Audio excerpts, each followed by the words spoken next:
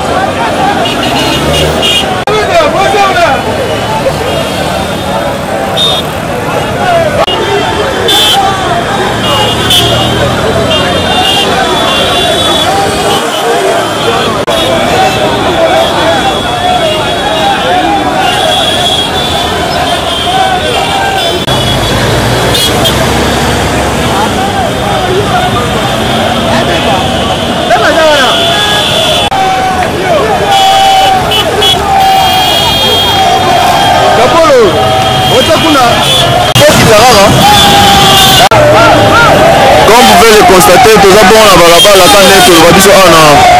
J'aime 87 to mesana ko ndaka tu diba information, tout ça déjà dans zela ko kwa tu ba tu ko ndeka beaucoup constater la bilili. Ndeka beaucoup komona combien batu batondi plein, combien batu batondi sami awa parce que le lobela la muka lobiyo il faut kaka peu à marcher contre nini ya candidature moi mboka Ronsard Malonda o eza facilité ne beaucoup constater yango. Bozoma que la population est vraiment ébélée la balabala parce que beaucoup de gens toujours koyoba te mabe batelemeli mabe batelemeli mpona bango mabe eza Ronsard Malonda yango omona bango marchaka kaka. Donc comme si vous étiez biso na chaîne 87 toyesa bino on est partout totambolaka partout juste mpona komela bino baimage juste mpona kosalela bino nyonso eza malamu c'est pour etablisama te awa donso eza tene bomona mpona balisa bino te nyonso ezaka nyonso donc tozobundaka na terrain so eza te.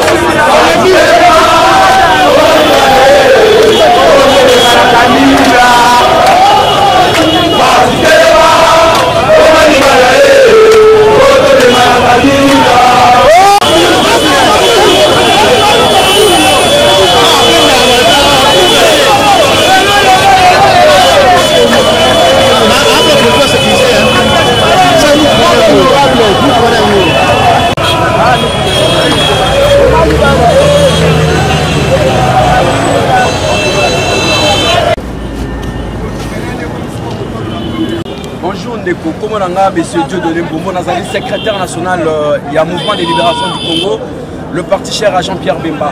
Aujourd'hui, notre présence sur ce terrain est très claire. C'est la première fois dans l'histoire de la RDC que Jean-Pierre Bemba puisse y marcher pacifiquement. C'est très important, vous devez retenir. La deuxième des choses, nous voulons dire non, non à Ronsard Malonda, non au FCC de M. Joseph Kabila, sénateur à vie. Nous voulons dire non à nos assemblées nationaux, les deux chambres de parlement qui se constituent de majorité de Kabila. Nous disons à Kabila aujourd'hui, pas de Ronsard Malonda. La deuxième version, c'est la dissolution de l'Assemblée nationale. Ils sont au nombre de 500, plus 100 sénateurs, ça fait 600. Mais les peuples congolais sont au nombre de plus de 800 millions. Donc ça veut dire qu'aujourd'hui, Jean-Pierre Bemba dit clairement, nous sommes en démocratie, nous voulons plus la médiocrité au sommet de l'État.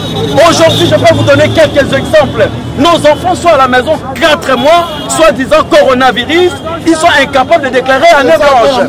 Je voudrais dire aujourd'hui encore, le taux de donneur est avoisinant de 21 000 pour 10 $. Ça veut dire 22 aujourd'hui d'ailleurs. Ça veut dire que la condition sociale de la population congolaise est chaotique, est intenable, est insoutenable. Aujourd'hui, nous faisons face à une pauvreté irréversible. C'est pourquoi Jean-Pierre Bemba aujourd'hui, oui.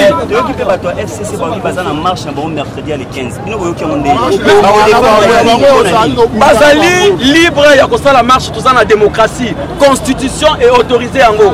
Basali 18 ans, basali le roté en dehors ya pillage ya mboka oyoyo. Et là on est tobi na FCC. FCC zali conglomérat des aventuriers de voleurs qui ont détruit et pillé ce pays. Ils veulent encore venir défendre quoi? Pendant 18 ans Kabila était au pouvoir, il n'a rien fait, il a dépatouillé 2 mandats, plus la prolongation de 2 ans, plus le 1 plus 4, vous voulez encore quoi? L'FCC veut nous enseigner quoi au juste?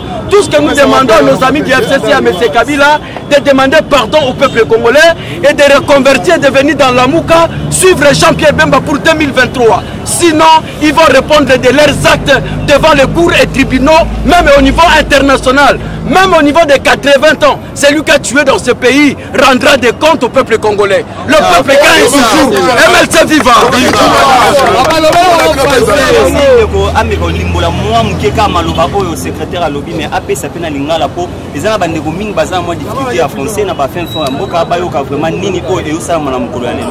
ezali pasi pe mawa bandeko na ngane boye komona biso peuple congolais te milibanda ba ezali kambo ya parti politique moko te mais ezali kambo ya ba congolais toyei komona ndenge Kabila et politique nambe pardon sona bengi Kabila ba ya musée politique nambe na Tshisekedi budi adia ndenge ba trahir Congo ko trahir Congo lelo o toyebi ke basalaki na malumalu liboso na 2006 élection zaki volé toyei comme en 2011 pareil en 2018 et en 2020, il continuer la mission Rossard Malonda. Alors que le peuple congolais a le non avec Rossard Malonda, le peuple congolais a le non avec cette assemblée à Miyibi, les députés ont tout bien Bazali Kossala Bavantir, Bazali que 500.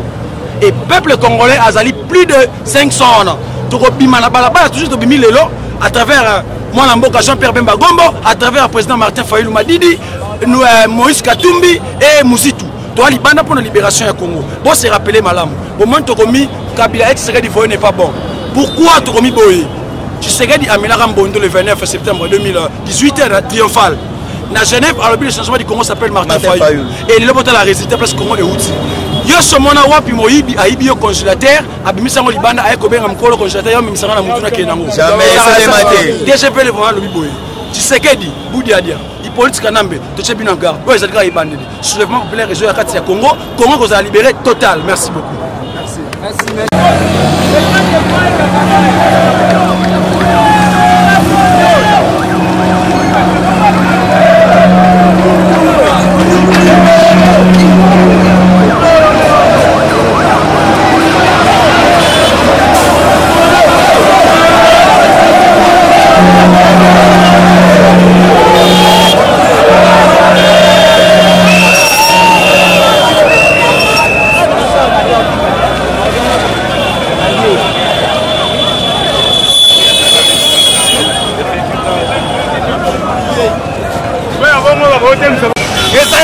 eza ekoma nasalisaki lelo tokatisa meki tokobalola ye kinga kati wana mpenza lelo kaka boye tozozela ye apeka aventure na bango basalaka ya marche ya le 9 ya lelo eza nde likambo ya mboka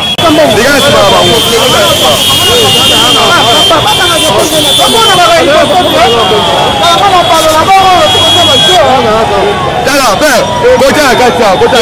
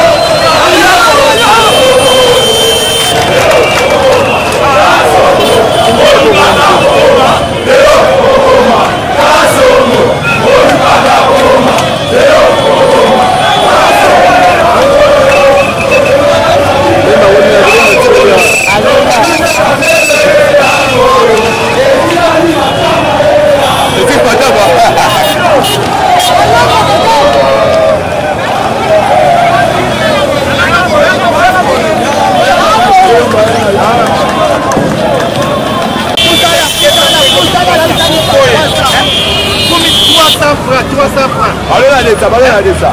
Oh, ils ont quitté 100 francs comme 300 francs. Oh, moi, toujours que les 25, 10 dollars, 25 000. Donc, on dit wapi.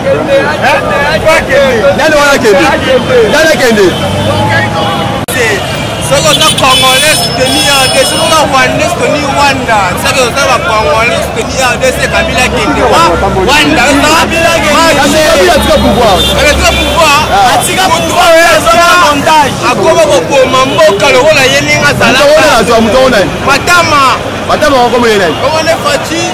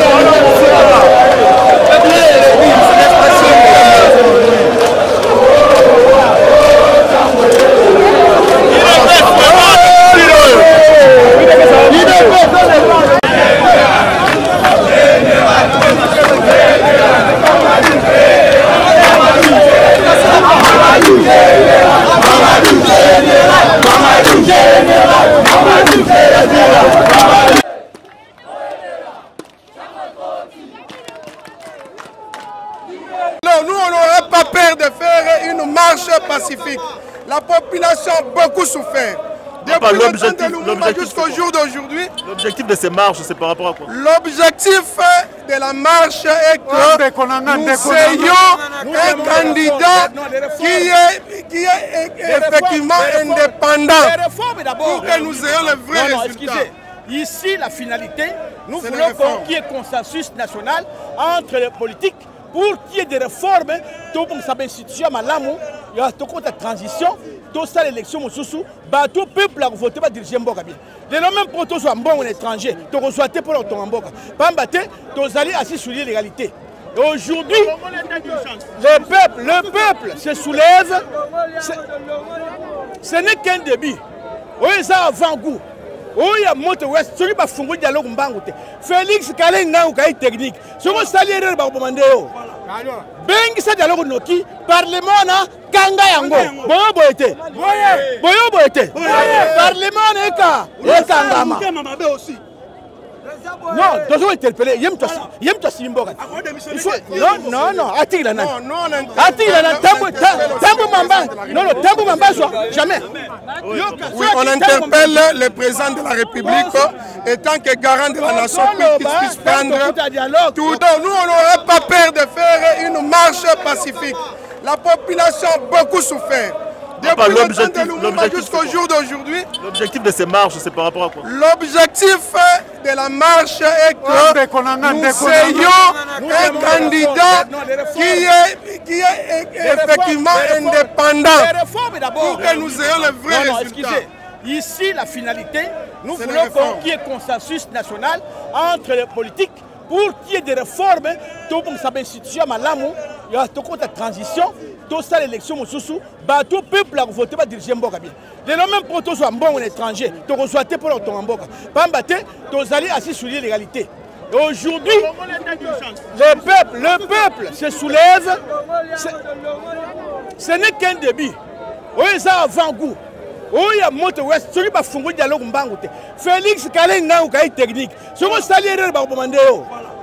Bengi sa dialogue noki parlement na kanga yango. Boyo boyete. Boyo boyete. Parlement na kanga ma. Non, tu dois interpeller. Il y a un Simboga. Non, attire la nana. Attire la nana. Tambo Mamba. Non, Tambo Mamba, jamais. Oui, on interpelle le président de la République étant que garant de la nation qu'il puisse prendre toutes ses responsabilités en main. Nous avons besoin d'un...